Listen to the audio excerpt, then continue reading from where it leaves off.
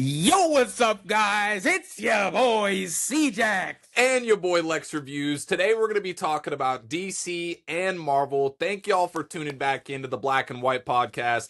Let's get into this. CJax, since our last podcast, we've gotten some more news about Endgame. We've gotten some news about Doomsday. How are we feeling, man? First off, bro, you're not gonna ask me how I'm doing, bro. We not you, even gonna check in, CJax? bro. No. Don't switch up now, bro. It's all good. But listen, Avengers Doomsday, Avengers Endgame re-release. I have some good news and I have some bad news. The Avengers Endgame re-release is one of the biggest cash grab / cash stealing moments of all time. I don't think that there's any possible argument to it. Am I gonna watch it? Probably. I wouldn't say there's a guarantee, but I'm probably gonna watch it. They have the 4 minutes of extra Doomsday footage, but why wasn't this in Fantastic Four? Why was this not in the end of Brand New Day? Why was this not released last year as a Disney Plus or a YouTube segment, right? If they drop a teaser or a trailer for Doomsday, it's going to blow up. It's going to be massive. Everyone's going to watch it on YouTube. But for some reason, this footage we have to pay $20, $30 for IMAX for, bro. What is the sense in that? Yeah, I don't know, man.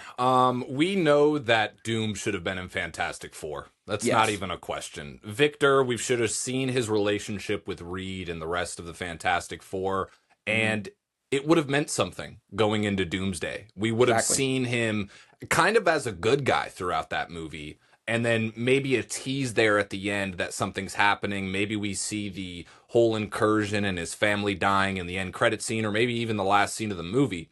But instead, we are putting new scenes in Endgame to get people to go out to theaters to see a movie that this is the second time they've re-released this movie, right? Third time, actually. Third time re-released. Third time re-released. Man, we are padding those box office numbers like crazy. Yes. They apparently need $125 million in order to get it to that number of Avatar. But this is something that everybody needs to realize. Box office numbers now are inflated. Yes, Spider-Man Brand New Day made over $2 billion, but I guarantee you if you look this up, the movie did not sell more actual movie tickets than either Spider-Man 2 or Spider-Man 3. But what happens is you see the $2 billion box office, man. Oh my God, man, Brand New Day. Guys, Spider-Man 2, Tobey Maguire Spider-Man 2 and Spider-Man 3 sold more tickets than Brand New Day because Tobey is still the biggest and most successful and transcendent Spider-Man and arguably live-action superhero that we've ever seen. We can say Brand New Day has a $2 billion in the numbers, but now with the tickets being like 3 or 4 times wherever they were in the mid-2000s, it's not the same. The numbers don't count the same. That's all I'm saying. It's actually crazy, man. How much did Spider-Man 2 and Spider-Man 3 make in theaters? I believe Spider-Man 2 made somewhere in the 700 millions range, and then Spider-Man 3, I think, did 870 or 880 million. And you think Spider-Man 2 made more than this? Like, Spider-Man if we 2 look at sold the more ticket tickets, sales? yeah, absolutely. Wow. So does that mean TASM 2 also sold more tickets? Because I think that's 709 million. That's actually a great, you know what, bro? That's actually something that I need to look up real fast. Hold on, bro. TASM 2 tickets sold. Because I know Brand New Day, I think they just put out a release message about how many tickets that it sold. So, okay, yeah, TASM 2 definitely did not sell more tickets than Brand New Day. It only sold around 60 to 63 million. So, 80 million, which I think is still less than Brand New Day. So, no. Okay, that's sad, honestly. Yeah. I don't know how much the inflation is in between, because you said Spider-Man 2 made roughly around the same. That's a decade of time, though, that passed in between Spider-Man 2 and TASM 2, though. And then 22 years between that and Spider-Man Brand New Day, and then 20 years between Spider-Man 3 and Brand New Day. Gotcha. Okay. Pretty crazy, man. We doing some math on here, bro. Y'all get your notepads out and get your dang on textbooks. We going crazy. Jeez, bro. But let's get into some... Actually, let's backpedal a second. How excited are we for these new scenes that are going to be in Endgame? So here's the deal. I'm going to tell you what really I think the Endgame, the Endgame added footage for Doomsday is going to be something like this, in my opinion. I think it'll show Steve going back in time, and it'll show the moment where he actually stops in time in order to actually put the stones back and whatever, and he chooses to go ahead and stay with Peggy Carter. However, if you notice in the Endgame posters, Iron Man's wearing the gauntlet, right? But the time stone is missing, and I think that's meant to signify that when Steve goes back in time, we're going to be missing missing the the timelines are going to be completely broken by what he did, and it's going to be one of those nexus events that affects all types of realities, all types of multiverses, and I think we'll see a glimpse of how that nexus event ruined Doctor Doom's experiment he's allegedly going to do in Doomsday or whatever happened to him that's going to wipe out his wife and his kid and cause him on the path of doom.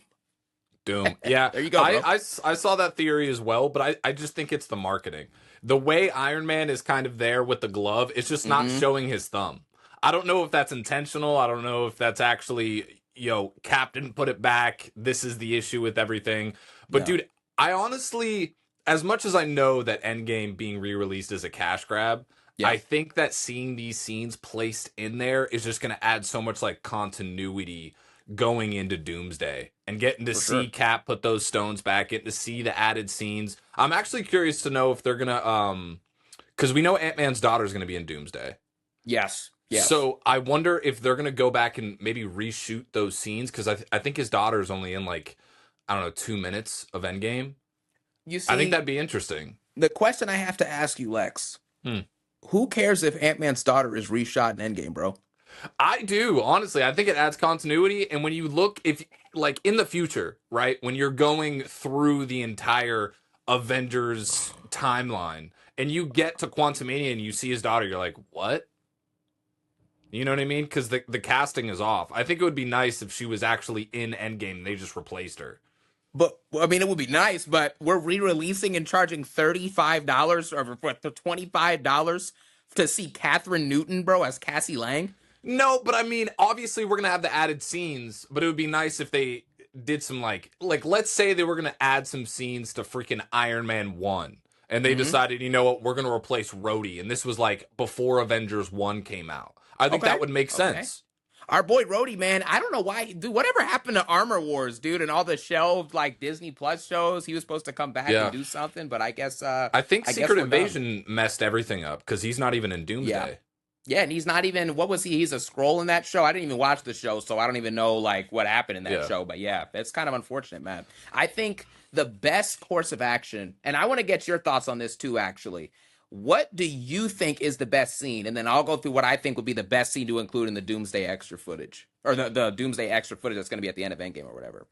I think the best scene would be kind of seeing a little bit of Victor Von Doom. Like some sort of, whether it's him with his family or him talking to Steve in whatever Earth he's on now. What about you? I think what should happen is this. Doctor Doom, because he is, ultimate Omega powers, all of this stuff. I think Doctor Doom, bro, should have a scene where he's looking at different timelines, maybe with Reed, and they're monitoring incursions. And then Reed tells Doom, he's like, hey, if you do whatever experiment it is that you're going to do, just beware that, if something goes wrong with this specific set of timelines, it will cause a Nexus event that could possibly ruin whatever it is that you're doing with your, experiment. Because apparently Doom's going to be doing a science multiversal experiment. I don't know what it is, okay, in Doomsday. However, when that takes place, I think Doom should be in the middle of, hanging with his family, smiling, and then he goes to do a routine experiment, and then they do like maybe a split screen, right? And you have Cap doing the, the return and stopping, and then you just see Doctor Doom's timeline just a big crack, bro, and just splits apart and breaks, and you see the timeline just elongate, and then Doctor Doom, whatever machine he has, maybe it's a time ripper like we saw in Deadpool and Wolverine, and it just completely rips his face to shreds and evaporates his family, bro. And then you have Doom looking down sad and broken with a tear rolling down his eyes, and it pans back to Steve, and Steve's just smiling with Peggy, bro. And then back to Doom, tear drops, screen goes to black, bro, and it says Doom will return, obviously, in Avengers Doomsday, man. That's dark, bro, and sets up why Doom has a problem with Steve and knows exactly where Steve is, bro. Dude, I'd absolutely love that. I really hope that that's one of the added scenes or end credits. That would be perfect. I know also they're marketing this as there's some sort of special look at Doomsday also being released with this. Yeah. So I'm wondering if that's going to be... I really hope that's not factored into whatever the amount of new minutes that are going to be in this movie. Dude, bro, that would be so sick if you actually get in the movie and they play the previewed stuff beforehand, and then throughout the actual movie, you just have the 4 minutes of extra footage tacked on at the end. If they were real ones, they would do that, because then it's really like 10 minutes of footage, but they just mask it as 4 extra minutes. That would be a real GOAT move, but, I don't know if they got the facilities for all that, bro. If they're marketing this as 4 extra minutes in the movie, then there needs to be 4 extra minutes in the movie. It can't just be, Yeah. oh, we get a special look at Doomsday and a 4 minute scene from the movie that we're going to see in December. I'm Yeah. trying to see new footage now that Yep. involves what's going on in the MCU during Endgame, not Hmm. what's going on immediately. Just like, oh, we get to see the opening scene, bro. Well, that would be crazy. That would be pretty insane, dude. If Holy they release the crap. opening scene, bro, that'd be insane. What? Well, I guess they'd have to manufacture an opening scene though, because if the rumors are true and we get Toby and Hugh, I don't think you can reveal that in an Endgame re-release. You know what they should do though, bro? In the Hmm. special look footage, they should have it maybe end or like cut to black or whatever, and you just hear like the pop of Wolverine's claws, and so you know that Wolverine is coming in Doomsday, but we don't see any of them. Or you Yeah. see like the X-Men roll up in a dark, rainy New York, bro, and you hear the da da da from Toby's theme, and it just cuts to black. And that's just it. It's just it, bro. You get teased, man. They teasing us, man. Dude, you maybe hear a web cutting to black, bro. That would just be. Ooh. Oof. I'm feeling that. If it's a specific scene, I would bet money that it's just going to be the opener of like the X-Men before they see another world come out of nowhere. And I think as soon as that planet appears that's going to collide with theirs, that's when like they spring into action, maybe suit up, and then it cuts to black. Dude, you know what I really like as well about the Doomsday movie, bro? Professor X or Magneto, I forget who delivered the line in the first Doomsday trailer, and they're like, "Death comes to us all. Mm. Who will you be when you close your eyes?" I'm gonna tell you right now, if they say that line or whoever says that dialogue, and that's like right before the final battle, bro, encouraging everyone to fight, what a line that is. Yep. Death comes to us all. Who will you be when it's time to close your eyes, bro? Mm-hmm. Wow. Wow. Absolutely beautiful. That's Magneto, by the way. That Ian was McKellen Magneto, absolutely destroyed that, bro. Peak. My gosh. I wonder if that line's to Toby. Dude, what if that line that Magneto says, bro, death comes to us all? Who will you be when you close your eyes? What if that's to Toby as he allegedly will be, destroying Toby's role with the X-Men in the opening of the movie? What if that's the last line we see him say to Toby, bro, as he stands over and just jams whatever multiverse destroying device on Toby's world, and Toby just has to sit there broken and sad, bro, as he just dies along with his world? That is insanity.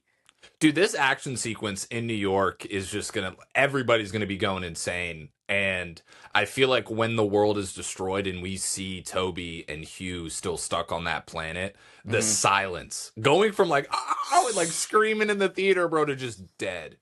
Yeah, that's going to be a life-sucking blow, bro, at the beginning of the movie.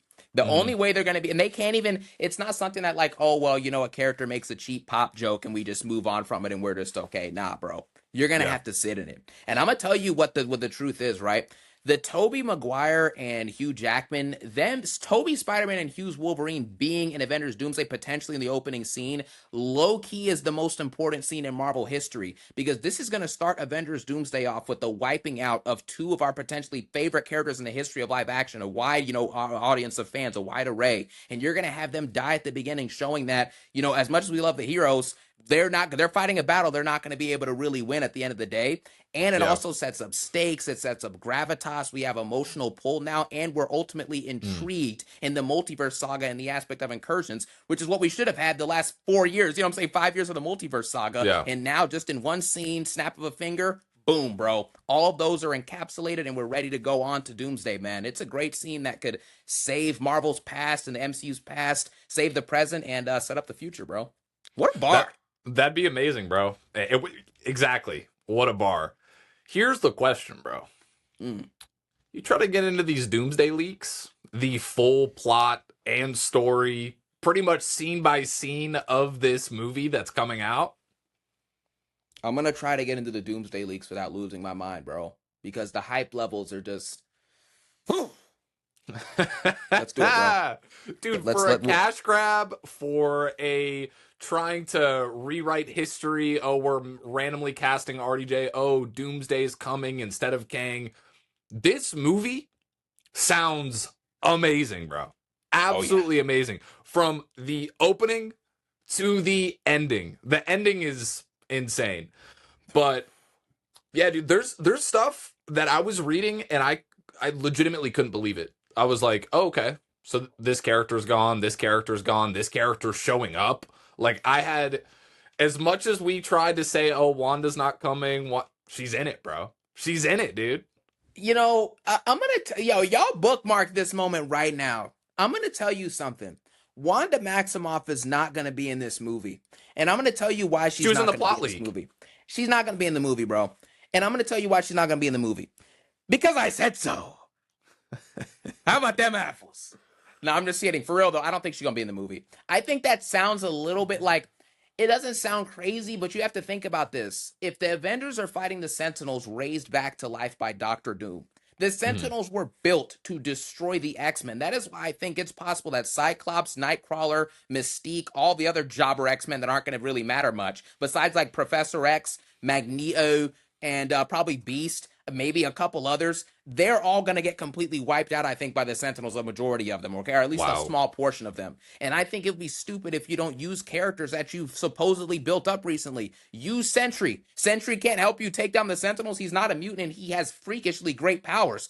Go ahead and have him destroy them. Thor by himself, bro, should be able to massacre at least 3 or 4 of these Sentinels in one fell swoop. This is the God of Thunder. You will beg for a hell long before I grant it. This is what Thor's supposed to be doing, bro. So I don't think Wanda should come in and save them, bro. I think that's ridiculous.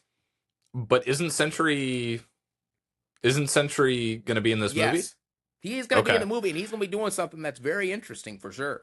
Refresh my memory, bro. Sentry allegedly, guys, according to alleged rumors and leaks. Yo, are there spoilers? No, but according to rumors and leaks, Sentry will actually, at the end of the movie, near the end of one of the final battle scenes, he'll be separating and pulling apart the Earth 828 Fantastic Four universe and the MCU's universe and splitting them up just long enough, bro, for the heroes to try and defeat Doctor Doom in the meantime, which ultimately would give Sentry a crazy strength feat.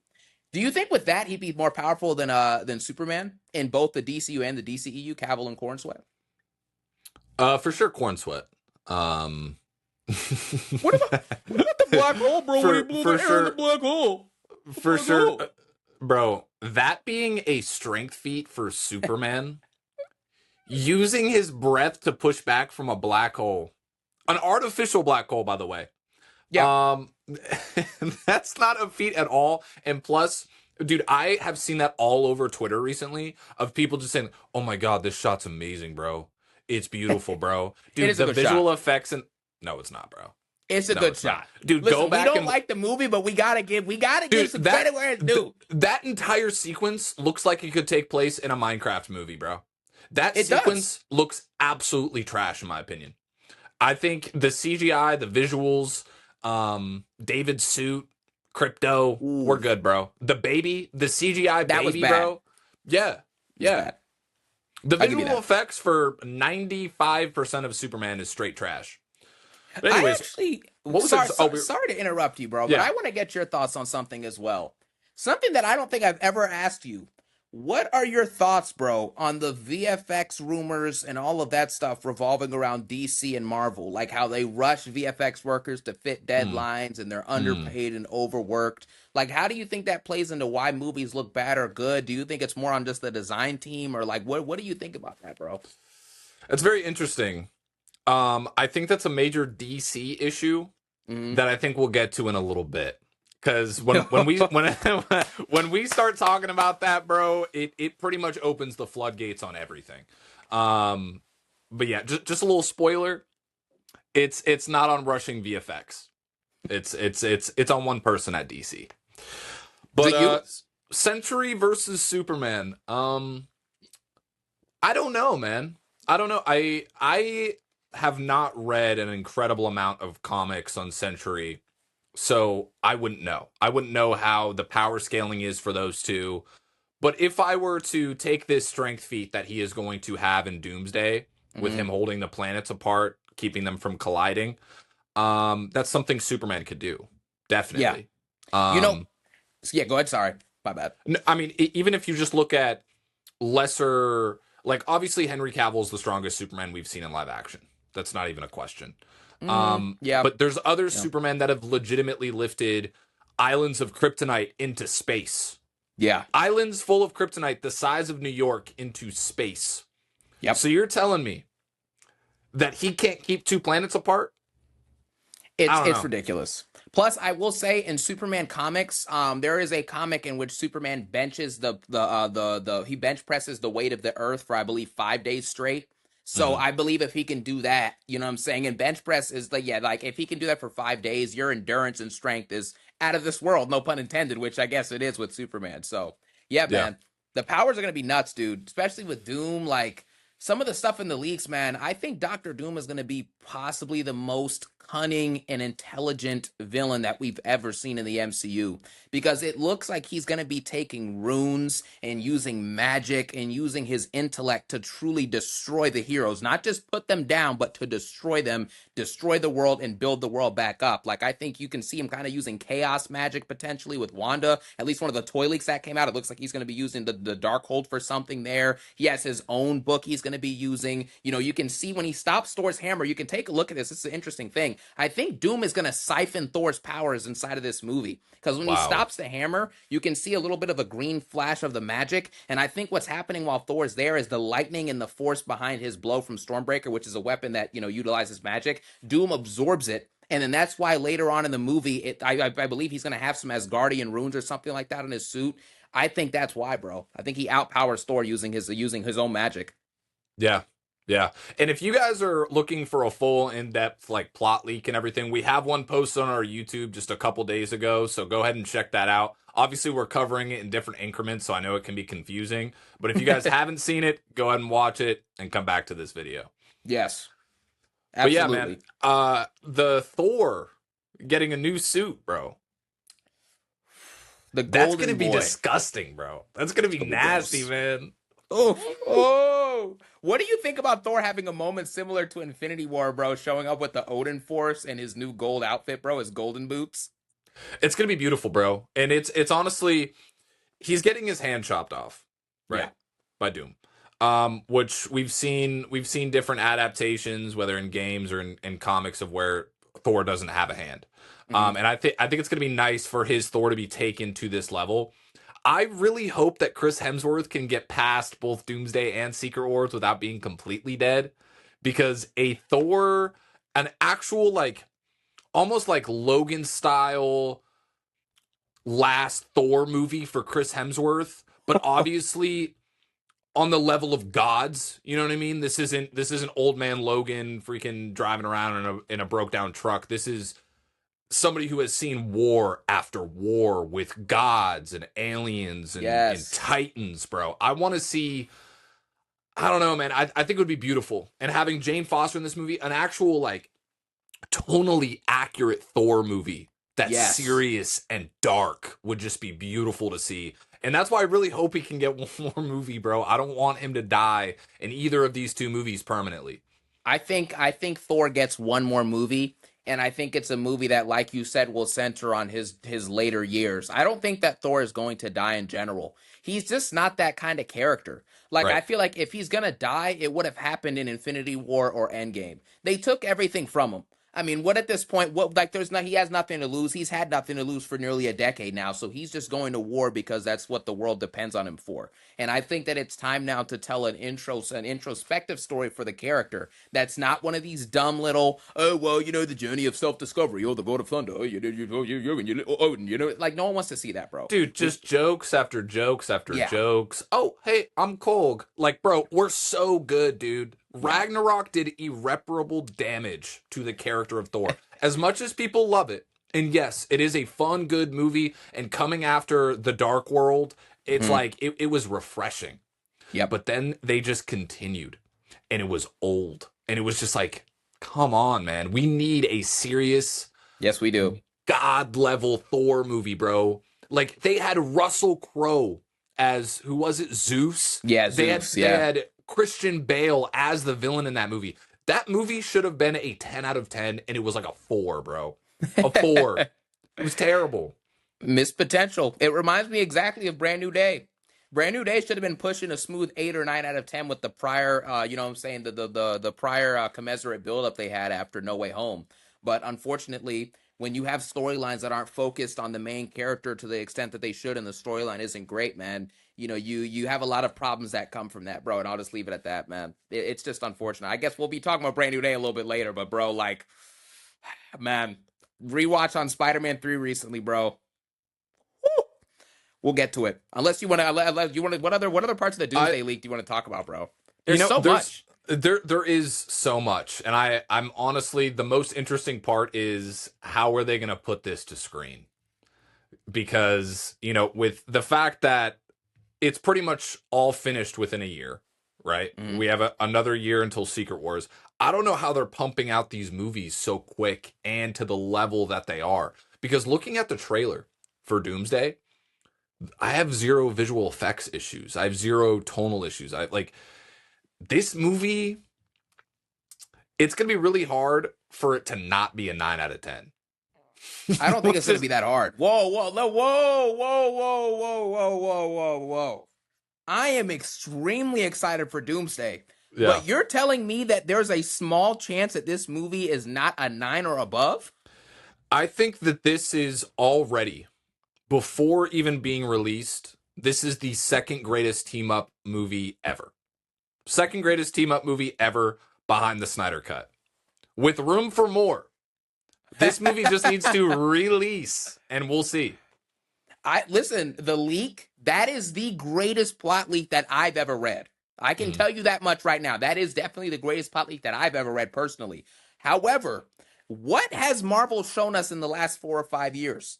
They can give us promising, epic-looking stuff in the trailers, phenomenal marketing, really making you feel the gravitas. The Ant-Man 3 trailer was a banger. You know what I'm saying? The Elton John theme and all that stuff. Thor Love and Thunder, bro. Thor Love and Thunder had that trailer was gas. Yeah. It was, man. And then the movie was gas without the G. And then we now fast forward to getting the Doomsday marketing. I think Doomsday so far, it looks good. We have an entertaining and, extremely intriguing looking movie that could be built even more with more hype, but we have a problem, bro.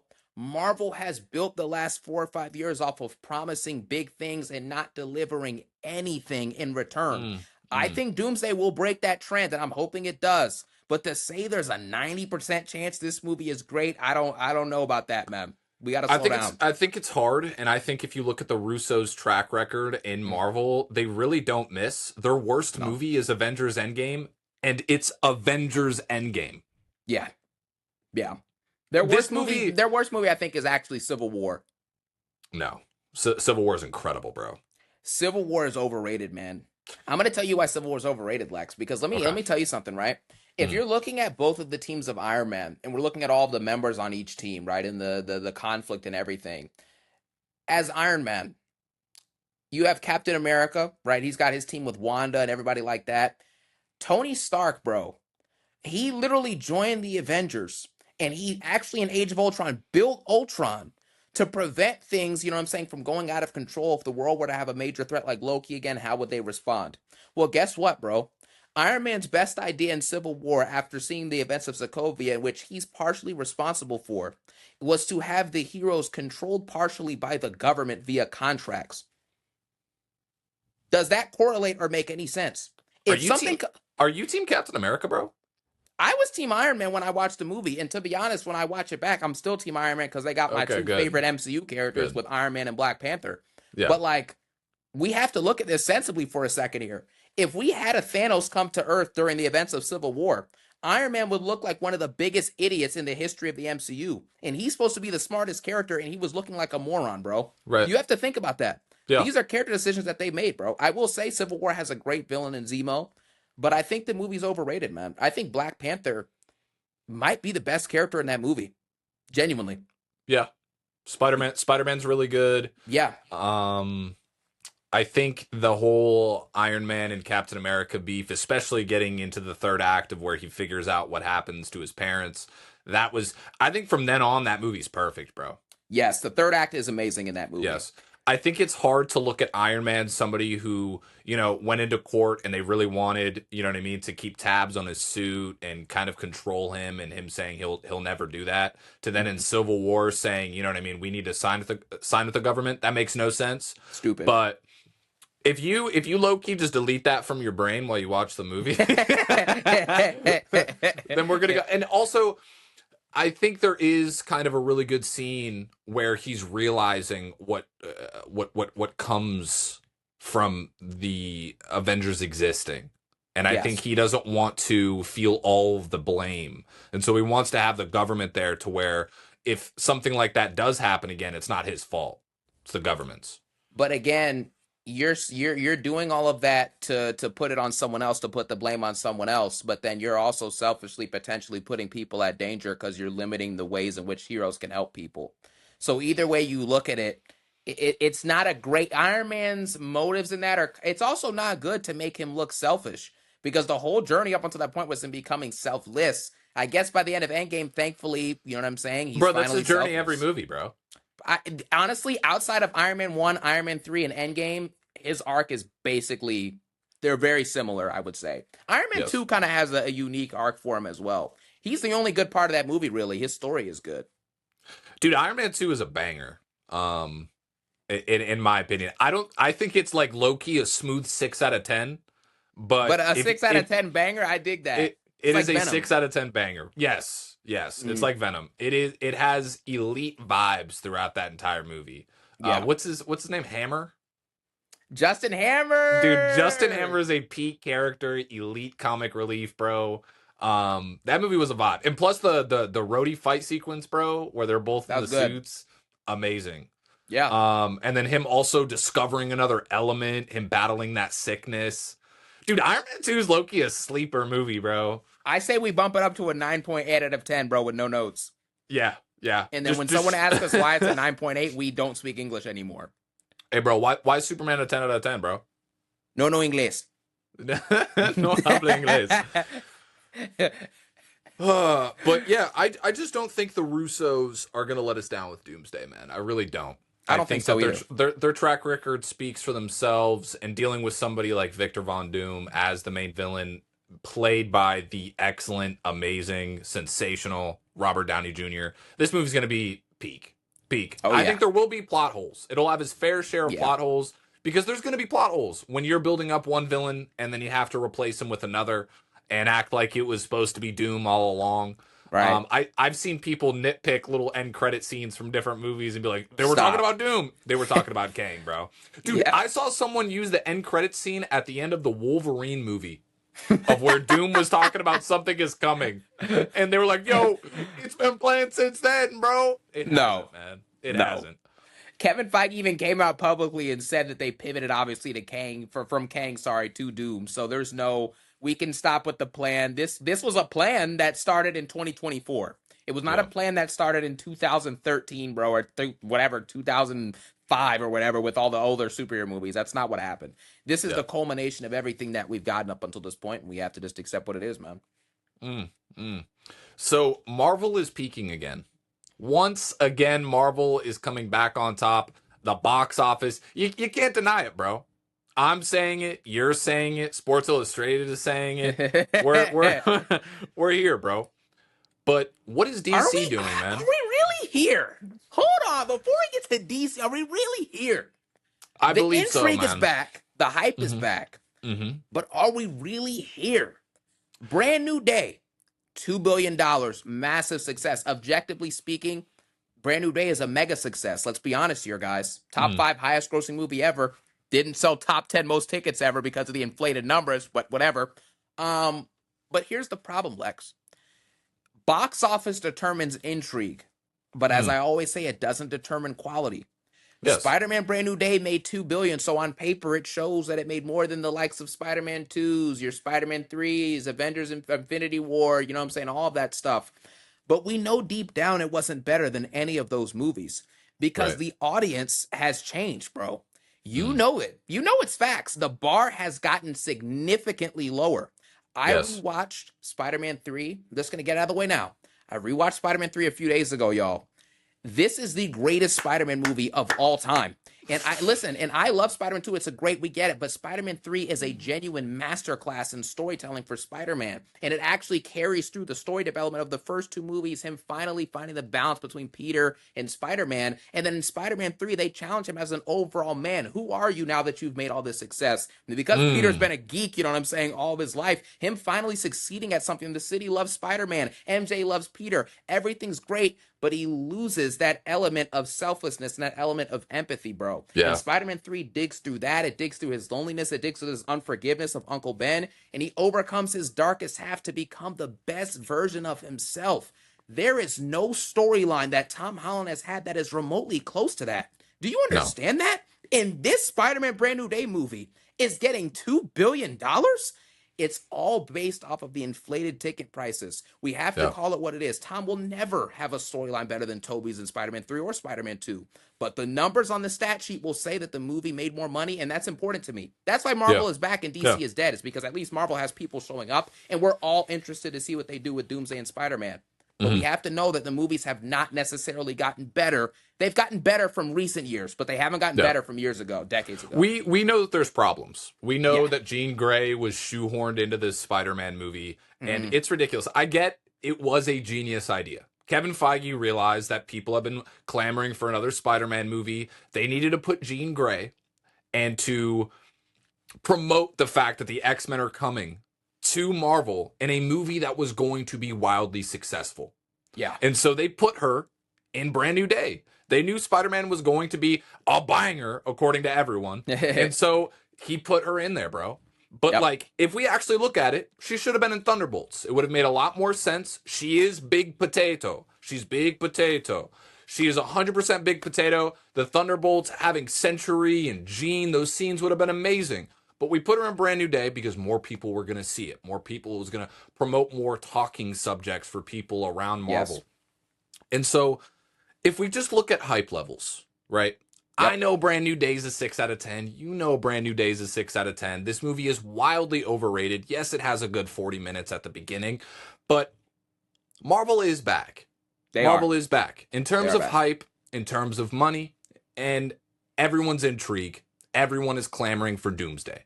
And after Doomsday, everybody's going to be clamoring for Secret Wars. And after Secret Wars, everybody's going to be clamoring for what comes next. How do we reset this universe? What is the world going to look like with this new cast of characters, this new X-Men team? We're all hyped, bro.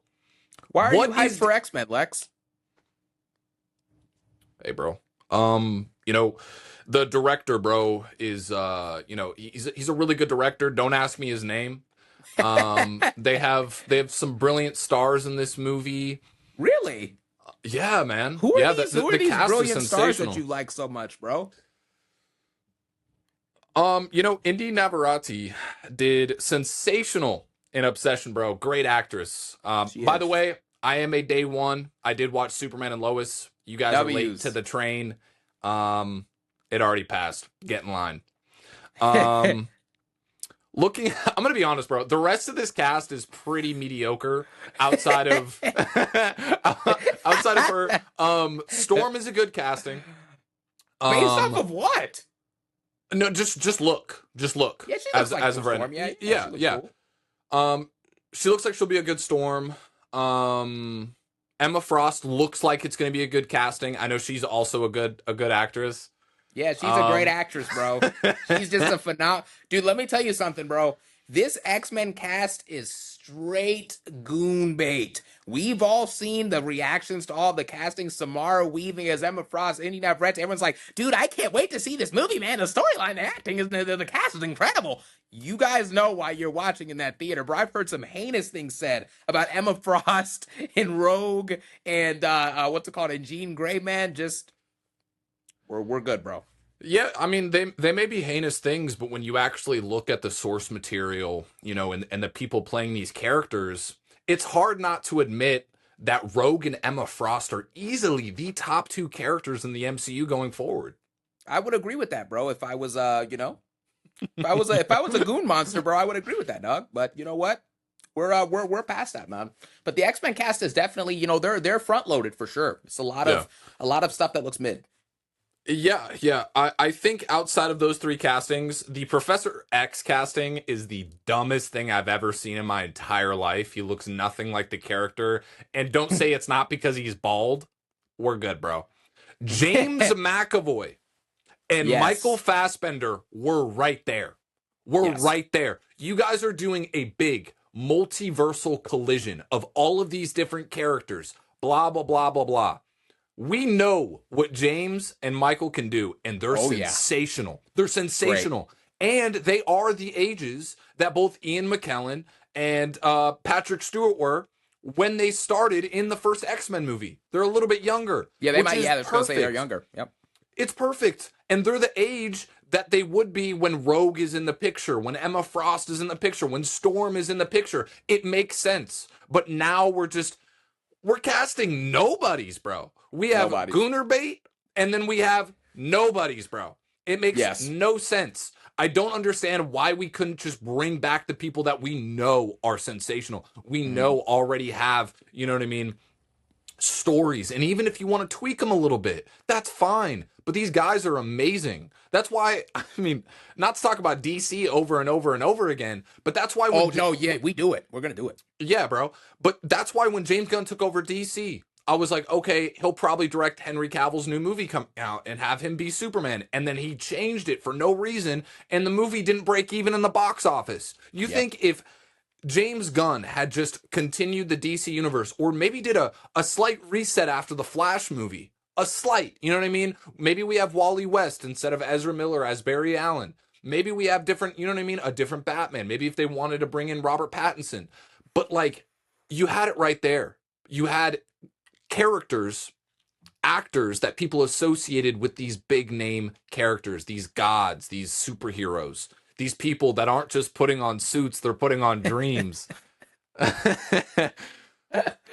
Shout out Aldous Hodge. Who said that? Was that Aldous Hodge or The Rock who said that, bro? I think it was Aldous Hodge. Aldous Yeah. Hodge is goated, man. Shout out to Hawkman, bro, for sure. Big dubs, bro, from Black Yeah. Adam. Big dubs. But yeah, it doesn't make sense in my opinion. No, absolutely not. They signed a bunch of actors to rookie deals, bro. This MCU reboot, man, we're really just putting dudes on the roster, man. It's like when your team sucks and they reboot and they got like me and you out there, bro, with a couple other dudes, and they're just like, hey, man, you guys go to war. Let's see how many games we can get done, man. Me and you were finna tear it up, bro. We're Yeah, good, dude. you're gonna tear it up in that theater, man. Watching those X-Men, dude. You're gonna love it. We got AJ Brown and Drake May, and we're just praying, bro. We're just praying. But you know, I think we've yapped it. Let me redo that. What the Clear hell? that throat, bro. Okay. But you know, I think we've yapped enough. Once again, we're at another just terrible point for DC and another high point for Marvel. But you know, I'm just excited for the future, hopeful for DC. Maybe at some point we'll get something good. But that's it for me. Hey, man, we're on hopes and prayers territory with DC and Marvel. We're pretty amplified. I'm amplified. I'm feeling that energy, man. I'm feeling good. But with that being said, man, if that's all you got, that's all. That's all I got, man. We thank you all so much for tuning in. We thank you all for watching. Have a phenomenal day. Peace out and one love.